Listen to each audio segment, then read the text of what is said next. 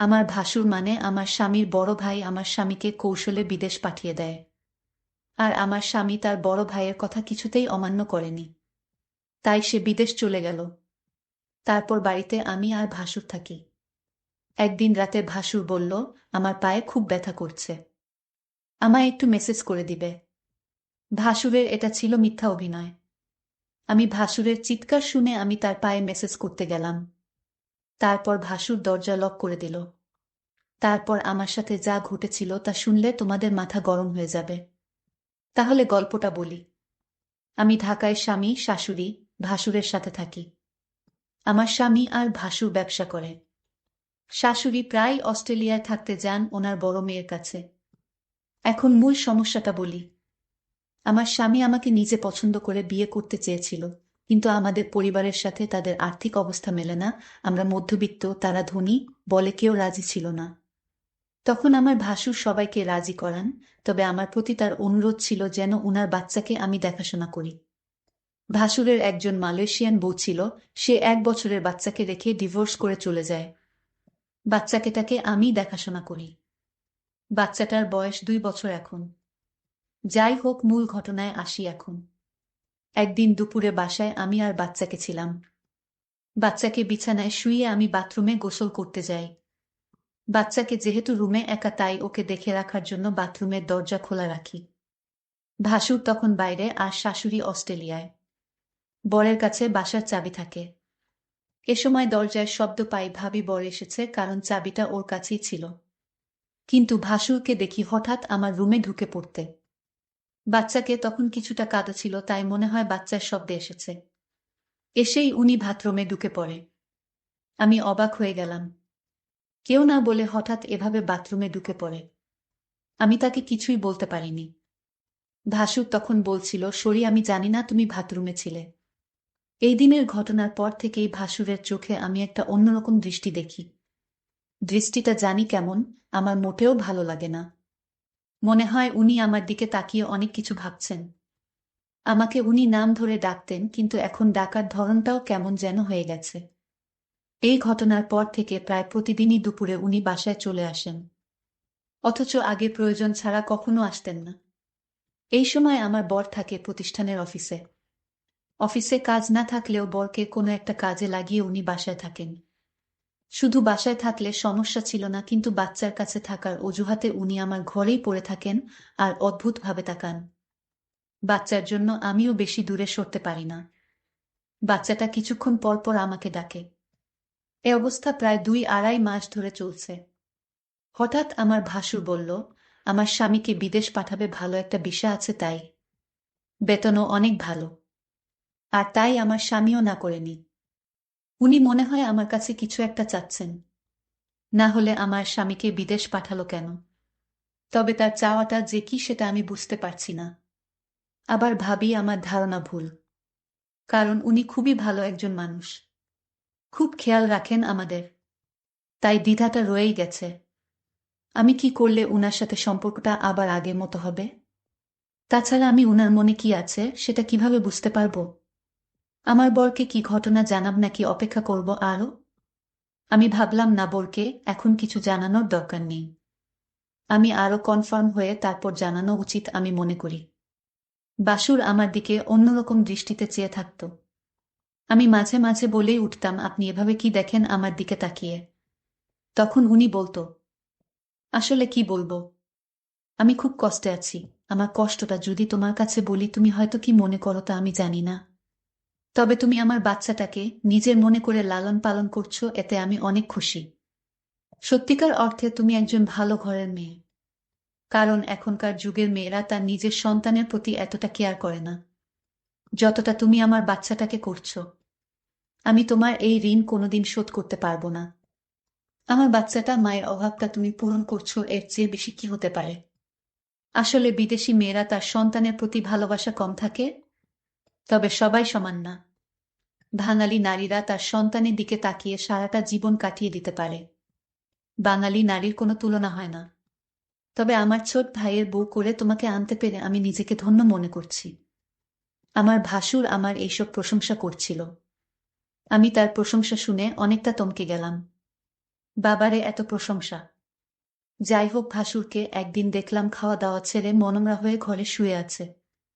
এই বাড়িতে ভাসুরকে আমি দেখাশোনা ছাড়া আর কেউ নাই। দেখলাম ভাসুর আজ সারাদিন কিছু খায়নি। আমি ভাসুরকে বললাম, আপনার কি শরীর খারাপ? ভাসুর বলল, আমার মাথায় প্রচণ্ড ব্যথা করছে সকাল থেকে, কি করব বুঝতেছি না। আমি ভাসুরকে বললাম, আমি কি মাথায় একটু মেসেজ করে দিব?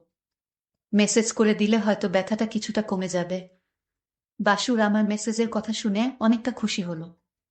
সে চেয়েছিল তার মাথায় মেসেজ করে দিই। আমি ভাসুরের মাথায় মেসেজ করছিলাম, এমন সময় সে বলল, দেখো তুমি মেসেজ শুরু করতেই আমার ব্যথাটা অনেকটা কমে গেছে। তোমার হাতে কি জাদু আছে নাকি? আমি তার কথা শুনে কিছুটা অবাক হলাম। আমি বললাম, মেসেজ করে দিলে এমনই ব্যথা কমে যায়। এখানে হাতের জাদু বলতে কিছু নেই। মেসেজ করলে ব্যথা কমে যাবে, এটাই স্বাভাবিক। ঠিক আছে, তোমাকে অনেক ধন্যবাদ মেসেজ করে দেওয়ার জন্য। আমার মাথা ব্যথা কমে গেছে। কিন্তু ভাসুরের মাথা ব্যথা ছিল না। মাথা ব্যথার অভিনয় করেছিল আমার সাথে। আমি এটা বুঝতে পারি আমি যখন তার রুম থেকে বের হই। তখন সে একা একা বলছিল। আমি ধীরে ধীরে আমার প্রতি ভালো মন মানসিকতা তৈরি করছি। সেটা আমি বুঝতে পারলাম।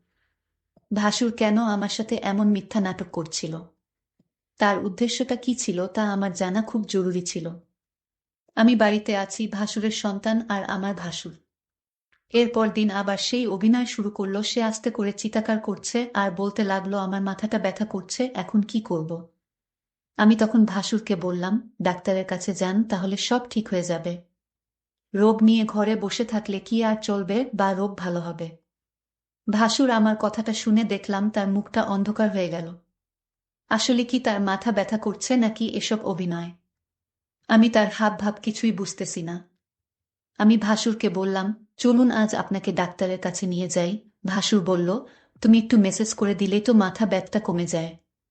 তাহলে শুধু শুধু কষ্ট করে কেন ডাক্তারের কাছে যাওয়া লাগবে কেন? আমি ভাসুরের কথাটা শুনে কিছুটা অবাক হলাম। সে চায় আমি তার মাথায় মেসেজ করে দেই। আসলে সে কি চায় সেটা আমার জানতে হবে। ভাসুরের এমন অভিনয় আমার কাছে ভালো মনে হচ্ছে না। এর মধ্যে আমার বর আমার কাছে ফোন করলো, আমাকে জিজ্ঞেস করলো, কেমন আছো সালমা? আমি বলেছিলাম, তুমি খুব শীঘ্রই বাড়িতে আসলে অনেক ভালো হতো। এতদিন বিদেশ থাকার দরকার নাই। তুমি যত দ্রুত সম্ভব চলে আসো। আমার স্ত্রীর এমন কথা শুনে আমি কিছুটা থমকে যাই। আমার স্ত্রী তো কোনোদিন এমন কথা বলেনি। আজ সে এমনভাবে বলছে আমি যেন আজই দেশে চলে আসি। আমি সালমাকে জিজ্ঞেস করলাম, তোমার কোনো অসুবিধা হচ্ছে সালমা? সালমা বলল, না তেমন কোনো সমস্যা হচ্ছে না। বড় ভাইজান তোমার খোঁজ খবর রাখে তো? আমি বললাম, ভালোই খোঁজ খবর রাখে। ঠিক আছে, এখন রাখি, পরে কথা হবে। ভাসুর আড়ালে থেকে আমার সমস্ত কথাগুলো শুনছিল। কথা শেষ হতেই ভাসুর চলে গেল তার রুমে। রাত হলো, ভাসুর আমায় ডাকছে, বলছে, সালমা, আজ আমার পায়ে অনেক ব্যথা করছে, বুঝলাম না আমার কি হয়েছে। দিন দিন রোগ বেড়ে চলেছে। তুমি কিছু মনে না করলে আমার পায়ে একটু মেসেজ করে দাও। সে ব্যথায় চিৎকার করছে আর বলছে আমার পায়ে অনেক ব্যথা করছে। আমি ভাসুরের চিৎকার শুনে তার পায়ে মেসেজ করতে শুরু করলাম। ভাসুর তখন ঘুমিয়ে পড়ল। ভাসুর ঘুমিয়ে রইল আর আমি তার পায়ে মালিশ করে দিচ্ছিলাম।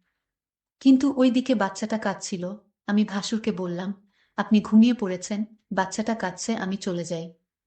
তখন ভাসুর বলল, ঠিক আছে, বাচ্চাটাকে ঘুম পাড়িয়ে আবার এসো। ভাসুর আমার সাথে এমন করছে মনে হচ্ছে আমি এ বাড়ির চাকরানী। সারাক্ষণ তার সেবযত্ন আমার করতে হয়। আমি তো এই পরিবারের সমস্ত কাজ করতে করতে আমি অনেক ক্লান্ত। কিন্তু আমার কষ্ট কি আর কেউ বুঝে? পরের দিন আমি বলেছিলাম ভাসুরকে, আপনার মাথায় ব্যথা, পায়ে ব্যথা, আজ চলুন আপনার চিকিৎসা করাবো। আজ আমি আপনাকে ডাক্তারের কাছে নিয়ে যাব। আপনি না যেতে চাইলে আপনাকে জোর করে নিয়ে যাব। ভাসুর মনে হচ্ছে গলা শুকিয়ে গেল। কারণ ডাক্তারের কাছে গেলে হয়তো সত্যটা পাশ হয়ে যাবে, তার কোনো রোগ ধরা পড়বে না। তখন হয়তো আমার চোখে সে দোষী হয়ে যাবে। এটা ভেবেই ভাসুর ডাক্তারের কাছে যেতে চাইতো না। আমি সেটা ভালো করে বুঝতে পারতাম। আর তাই ভাসুরকে আজ আমি বললাম, আপনি যদি আজ ডাক্তারের কাছে না যান তাহলে আপনি এই বাড়িতে একা একা থাকতে হবে। আমি চলে যাব এই বাড়ি থেকে, আমার স্বামী ফিরে আসলে আবার এ বাড়িতে ফিরব তার আগে না। ভাসুর আমার কথা শুনে থমকে গেল। তাহলে সালমা আমার মনের কথা কি বুঝে গেল নাকি? আমি বললাম, ঠিক আছে সালমা, চলো, আজ আমি ডাক্তারের কাছে যাব। তুমি যখন চাইছ, আমি কি আর না করতে পারি? এখানে তো আমার কোনো উপকার হবে না। আপনার রোগ ভালো হবে, আপনার ভালোর জন্যই তো ডাক্তারের কাছে নিয়ে যাওয়া। ভাসুরের মতলব ভালো ছিল না, এটা আমি সিউর হলাম তার কথায়। যাই হোক, ডাক্তারের কাছে গেলাম। ডাক্তার তার সমস্ত শরীর পরীক্ষা করল, পরীক্ষার রিপোর্টের জন্য অপেক্ষা করতে লাগলাম। ভাসুর আজ অবশ্যই আমার কাছে ধরা পড়বে। ভাসুরের মুখখান দেখলাম শুকিয়ে গেছে। প্রায় 4 ঘন্টা পর রিপোর্ট আসলো। ডাক্তার রিপোর্ট দেখে বলল, আপনার কোনো সমস্যা নাই, আপনি তো ভালো আছেন। আপনার সমস্ত রিপোর্ট ভালো। ডাক্তারের কথা শুনে ভাসুর অনেকটা লজ্জিত হল। আমি ভাসুরকে নিয়ে বাড়িতে ফিরলাম। আমি ভাসুরকে জিজ্ঞেস করলাম, আপনার কোনো রোগ নেই, আপনি রোগের ভান করে কেন আমাকে কষ্ট দিলেন? আপনার উদ্দেশ্যটা কি বলবেন?